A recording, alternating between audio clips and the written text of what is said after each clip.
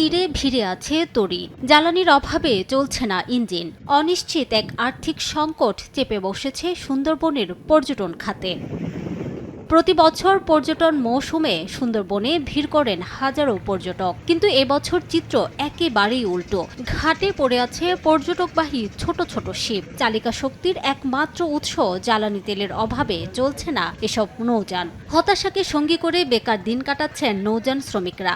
ধস নেমেছে স্থানীয় হোটেল মোটেল সহ ছোট বড় ব্যবসা খাতেও। পূর্ব নির্ধারিত বুকিং বাতিল করে টাকা ফেরত নিচ্ছেন ব্যবসায়ীরা। 2-4 লিটার তেল যদি হয় তাও অনেক কষ্ট করে আমরা ভয়ে থাকি যে মাঝ নদীতে মাঝপথে গিয়ে ট্রলার বন্ধ হয়ে যায় কিনা। মিনিমাম কোটি টাকার উপরে এই পর্যন্ত আমাদের যে বুকিংগুলো হয় এগুলো আমরা রিটার্ন করেছি। আমার মিনিমাম 12 লক্ষ টাকা লস। আমরা যারা বড় লঞ্চ মালিক আছি তারা তো আসলে পথে বসার মতন কি হয়ে গেছে। কোনো কাস্টমার নাই, কোনো পর্যটক নাই, এই দোকান খুলছি আর বসে বসে আছি, মানে খুব কষ্টে আছি আর কি। করমজল, হারবাড়িয়া বা কটকা, কচিখালির মতো স্পটগুলো এখন পর্যটক শূন্য। প্রতিদিন লক্ষাধিক টাকার রাজস্ব হারাচ্ছে সরকার।